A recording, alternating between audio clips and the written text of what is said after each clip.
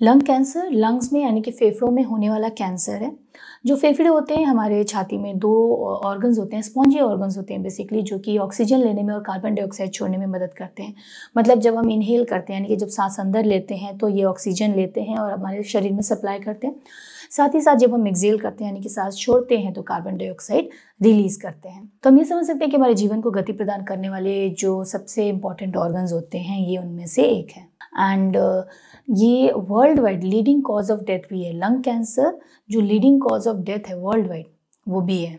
जैसा कि हम सभी लोग जानते हैं कि जो लंग कैंसर होता है उसका रिस्क स्मोकर्स में काफ़ी ज़्यादा बढ़ जाता है। यानी कि जो लोग सिगरेट पीते हैं, स्मोक करते हैं, उनमें लंग कैंसर होने के चांसेस बहुत ज़्यादा होते हैं और ये डायरेक्टली प्रोपोर्शनल होता है ये जो रिस्क होता है इसके कि एक दिन में आप कितना सिगरेट पी रहे हैं और कितने सालों से आपने जो स्मोकिंग है वो कर रहे हैं। तो यहाँ पे एक इम्पॉर्टेंट पॉइंट है कि एक मिसकंसेप्शन होता है लोगों में कि जो लोग लंबे समय से स्मोक कर रहे हैं उनको पता होता है डेफिनेटली कि जो उनका रिस्क है लंग कैंसर का वो काफ़ी ज़्यादा है। तो उनका ये कहना होता है जब कहा जाता है कि लेटेस्ट स्टेजेस पे कि आप स्मोकिंग छोड़ दीजिए, तो उनका मानना होता है कि हम इतने लंबे समय से कर रहे हैं, अब क्या फ़ायदा। तो फ़ायदा होता है क्योंकि आप किसी भी स्टेज पर जब स्मोकिंग क्विट करते हैं तो जो आपका ये लंग कैंसर होने का रिस्क है ये डेफिनेटली उसको लोअर करता है, कम करता है। तो इसका फ़ायदा डेफिनेटली होता है आप किसी भी स्टेज में अगर स्मोकिंग क्विट करते हैं। तो अगर हम इसके लक्षणों के बारे में बात करें तो जो लंग कैंसर होता है जब इसका अर्ली स्टेज होता है, इनिशियल स्टेज होता है, तो इसके जो सिम्टम्स होते हैं बहुत ज़्यादा टिपिकल नहीं होते हैं। जैसे जैसे इसका एडवांसमेंट होता है, जैसे जैसे इसका स्टेज एडवांस होता है, आगे बढ़ता है, इसकी सिवियरिटी बढ़ती है, वैसे वैसे इसके लक्षण जो होते हैं ये ज़्यादा उभर के आने लगते हैं। तो इसके अगर हम कॉमन सिम्टम्स के, कॉमन लक्षणों के बारे में बात करें तो नए तरीके की खांसी देखने में मिलती है जो कि किसी भी चीज़ से जाती नहीं है, कंट्रोल नहीं होती है। कोई भी आप रेमेडी अपनाते हैं तो खांसी वो रुकती नहीं है, काफ़ी ज़्यादा बॉदरसम होने लगता है इसकी वजह से। साथ ही साथ जब खांसते हैं तो कई बार उसके साथ में छोटे छोटे अमाउंट में ब्लड आना भी स्टार्ट हो जाता है जो कि धीरे धीरे इसका अमाउंट बढ़ सकता है। पेशेंट को चेस्ट पेन की कंप्लेन होने लगती है, सांस लेने में तकलीफ होने लगती है, बहुत जल्दी जल्दी सांस फूलने लगता है, आवाज़ में चेंज महसूस होने लगता है, मतलब भारीपन होने लगता है आवाज़ में। Without any reason weight loss होने लगता है, यानी कि किसी भी कारण, कोई कारण समझ नहीं आता और वज़न गिरने लगता है। ओवरऑल फटीग और थकान जैसी सिचुएशन बनी रहती है, हड्डियों में दर्द होने लगता है, सिर दर्द होने लगता है, सिर में भारीपन महसूस होने लगता है। तो ये जो सारे लक्षण हैं ये लंग कैंसर में देखे जाते हैं। तो अगर इनकी सिवियरिटी ज़्यादा है, आपको लंबे समय से ये लक्षण आप देख रहे हैं और आपको तकलीफ़ दे रहे हैं लक्षण, रेमेडीज़ करने के बाद भी नहीं जा रहे, तो आपको इसके बारे में अपने डॉक्टर से ज़रूर बात करनी चाहिए। एंड अगर कोई स्मोक करता है और उसमें इस तरह के कोई भी लक्षण दिखते हैं तो बिल्कुल इग्नोर नहीं करना चाहिए, तुरंत अपने डॉक्टर से इसके बारे में बात करनी चाहिए ताकि अगर कोई भी प्रॉब्लम हो रही तो टाइमली उसको मैनेज किया जा सके, ट्रीट किया जा सके। अगर हम इसके कारणों के बारे में बात करें तो लंग कैंसर हालांकि होने को किसी में भी हो सकता है, लेकिन डेफिनेटली जैसे कि हम सभी लोग जानते हैं जो लोग स्मोक करते हैं उसमें सबसे ज़्यादा चांसेस होते हैं, सबसे ज़्यादा रिस्क होता है। साथ ही साथ जो लोग सेकेंड हैंड स्मोक के भी एक्सपोज होते हैं उनमें भी ये रिस्क बना रहता है। जो स्मोक है उसके बारे में हम बार बार बोलें कि स्मोकिंग करने की वजह से लंग कैंसर का रिस्क बढ़ जाता है। होता क्या कि जब पहली बात तो जो हम स्मोक में लेते हैं, निकोटिन लेते हैं, वो अपने आप में कार्सिनोजन है, बहुत ज़्यादा इसका इफ़ेक्ट ख़राब होता है हमारे शरीर पे, बहुत ज़्यादा ये बुरा इसका हार्मफुल इफ़ेक्ट होते हैं। तो ये कार्सिनोजन है, इसको हम स्मोक फॉर्म में जब लेते हैं तो ये हमारे जो लंग के सेल्स हैं जो लाइन करते हैं लंग को, उनको डैमेज करना शुरू कर देते हैं। और जैसे ही आप लेते हो, कह सकते हो कि इनिशियली जब आप लेना शुरू करते हो उसी टाइम से ही ये जो लंग्स की जो लाइनिंग के सेल्स हैं उनको अफेक्ट करना शुरू कर देते हैं, उनको डैमेज करना शुरू कर देते हैं। तो अर्ली स्टेज पे क्या होता है कि हमारा जो शरीर है वो उस डैमेज को रिपेयर कर लेता है, लेकिन जैसे इसकी इंटेंसिटी बढ़ती है, रिपीटेडली आप स्मोक करते हैं, तो होता क्या है कि जो डैमेज का रेट है वो रिपेयर के रेट से ज़्यादा हो जाता है। तो लगातार वो आपके सेल्स को, आपके लंग के सेल्स को डैमेज करने लगता है एंड इवेंचुअली इसकी वजह से लंग कैंसर हो सकता है।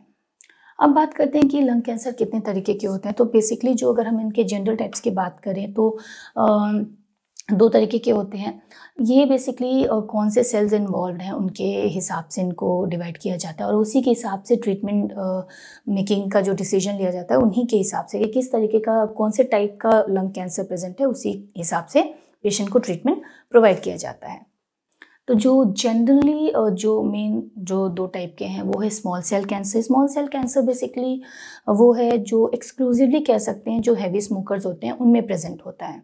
फिर दूसरा होता है non small cell lung cancer. Basically ये जो non small cell lung cancer है ये एक अम्ब्रेला टर्म है कह सकते हैं, क्योंकि इसमें कई सारे और सब टाइप्स हो सकते हैं, कई तरीके के और लंग कैंसर इसमें आते हैं बेस्ड ऑन जो अलग अलग सेल्स हैं उनके हिसाब से।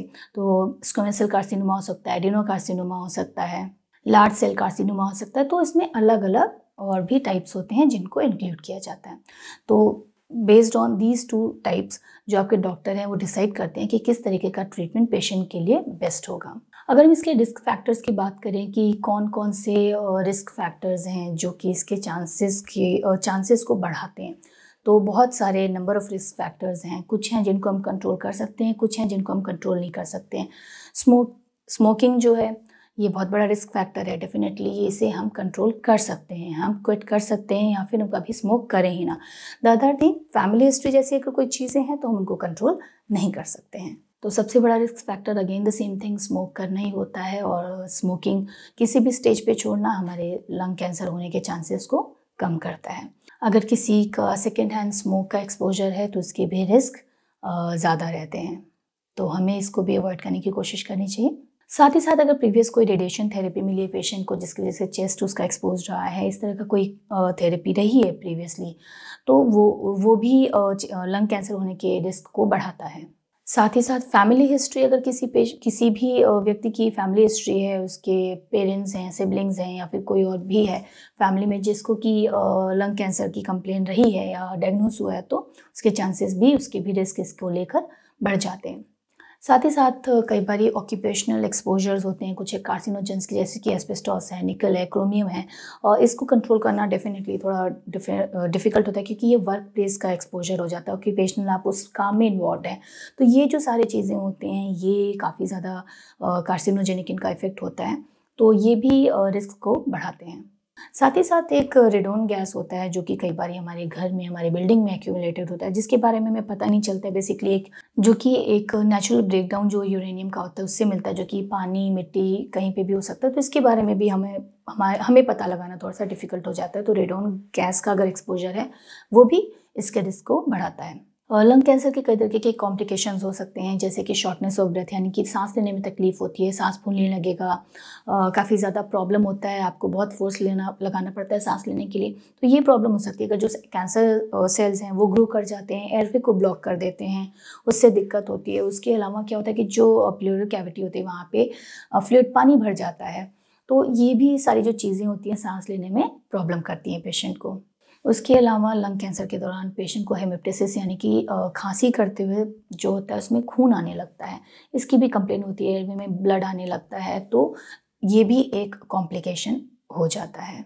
उसके अलावा पेन भी एक बहुत बड़ा कंप्लेन है, क्योंकि जो लंग कैंसर अपने आप में लंग्स में जब तक है कन्फाइन तब भी, और उसके अलावा अगर ये इन्वेड कर जाता है, मेटास्टेसाइज कर जाता है, दूसरे ऑर्गन्स को इंक्लूड कर लेता है, तो जो कि कई जगह पे इसकी मेटास्टेसिस हो सकती है, ब्रेन में हो सकती है, हड्डियों में हो सकती है, तो कहीं भी होती है, तो एक सिवियर पेन कॉज करता है वो। तो ये एक बहुत बड़ा कॉम्प्लिकेशन है। और जैसा कि अभी मैंने बताया कि प्लूरल इफ्यूजन हो सकता है, पानी भर सकता है, उसकी वजह से कई सारी प्रॉब्लम्स होती हैं। उसके अलावा मेटास्टेसिस यानी कि दूसरे ऑर्गन्स को भी इंक्लूड कर लेता है। जो कैंसर सेल्स हैं लंग्स में तो ग्रो कर रहे हैं, उसके अलावा ये दूसरे ऑर्गन्स में भी इन्वेड कर जाते हैं, तो ये सारी कॉम्प्लिकेशंस होती हैं। और जब तक लंग कैंसर अगर इन्वेड कर जाता है दूसरे ऑर्गन्स में, तो उसको ट्रीट करना भी बहुत ज़्यादा डिफ़िकल्ट हो जाता है। तो अर्ली स्टेज पे ही अगर हमें महसूस होता है, कुछ ऐसे लक्षण दिखते हैं, तो मैं बार बार हमेशा कहती हूँ कि किसी भी तरीके की कोई भी लक्षण आपको किसी भी बीमारी से जुड़े अगर आपको दिखते हैं, तो अर्ली स्टेज पे डायग्नोस कराना, ट्रीटमेंट लेना बहुत ज़्यादा ज़रूरी होता है। और जितनी चीज़ें मैंने बताई कि एयरवे में प्रॉब्लम होने लगती है, पानी भर जाता है या फिर खून आने लगता है, इन सब चीज़ों से रिलेटेड ट्रीटमेंट अवेलेबल हैं। तो अगर आपको अर्ली स्टेज पे ये सारी चीज़ें आपको समझ आती है तो आप अपने डॉक्टर से बात कीजिए, उसके अकॉर्डिंगली आपको ट्रीटमेंट दिया जाता है। लंग कैंसर अगर डायग्नोज हो जाता है, उसकी जो भी स्टेज है अकॉर्डिंगली उसका भी ट्रीटमेंट स्टार्ट कर दिया जाता है। तो क्या प्रिवेंशन के कोई तरीके हैं? डेफिनेटली सबसे पहली बात तो स्मोकिंग हमें करनी ही नहीं चाहिए। इसके लिए हमें अपने बच्चों को, अपने यंगर सिबलिंग्स को एजुकेट करना चाहिए, समझाना चाहिए। हमें खुद भी इस चीज़ को समझना चाहिए, ना कि इस चीज़ को फर्दर इसको एजुकेट करना चाहिए कि इससे कितने ज़्यादा हार्मफुल इफ़ेक्ट्स होते हैं। तो बच्चों में और यंगर सिबलिंग्स को अगर हम ये चीज़ें समझाते हैं या फिर स्कूल में ये चीज़ें समझाई जाती हैं, तो जो पीयर प्रेशर के अंडर आके बच्चे स्टार्ट करते हैं यंग एज में स्मोक करना, क्योंकि मोस्ट ऑफ द टाइम ये पीयर प्रेशर की वजह से जो बच्चे होते हैं वो यंग एज में स्टार्ट करते हैं, उन चीज़ों को अवॉइड किया जा सकता है। और वही आगे जाके आदत बनती है, लत बनती है, जो कि फर्दर हेल्थ के लिए और दूसरों के हेल्थ के लिए भी रादर बहुत ज़्यादा हार्मफुल हो जाता है। तो एजुकेट, खुद भी स्मोक नहीं करना और बाकी की जनरेशन को, अपनी नेक्स्ट जनरेशन को एजुकेट करना, इसके हार्मफुल इफ़ेक्ट्स के बारे में समझाना बहुत ज़्यादा ज़रूरी है। साथ ही साथ अगर हम स्मोक करें तो हमें क्विट करना चाहिए, क्योंकि हम इसके इफ़ेक्ट्स को जानते हैं। तो ये सोचना कि अब हम कर रहे हैं, इतने टाइम से स्मोक कर रहे हैं, अब नहीं छोड़ सकते। अगर आप नहीं छोड़ पा रहे हैं तो अपने डॉक्टर की मदद लीजिए। बहुत सारे तरीके होते हैं, डॉक्टर आपको अकॉर्डिंगली गाइड करते हैं, काउंसलर्स की मदद ली जाती है। इसके अलग अलग स्ट्रेटजीज़ होते हैं जिसके बारे में आपको समझाया जाता है। साथ ही साथ निकोटिन रिप्लेसमेंट्स भी बहुत सारे मौजूद हैं। तो कौन सा आपके लिए बेस्ट है, ये आपके डॉक्टर उसके हिसाब से एडवाइस कर सकते हैं। नेक्स्ट प्रिवेंटिव मेजर होता है सेकेंड हैंड जो स्मोक का एक्सपोजर होता है, वो भी बहुत ज़्यादा हार्मफुल होता है। मतलब अगर आपके घर में कोई कर रहा है, आपके वर्क प्लेस पे कोई कर रहा है, आपके फ्रेंड सर्कल में कोई कर रहा है, तो वो भी आपकी सेहत को नुकसान पहुंचा सकता है। तो आपको डेफिनेटली उन्हें ये चीज़ समझानी चाहिए कि उनके स्मोक करने की वजह से आपको प्रॉब्लम हो रही है, तो इधर वो ना करें, ये हम उनको एजुकेट कर सकते हैं, या फिर एटलीस्ट वो बाहर जाके करें ताकि दूसरे की सेहत को वो हार्मफुल इफ़ेक्ट ना हो।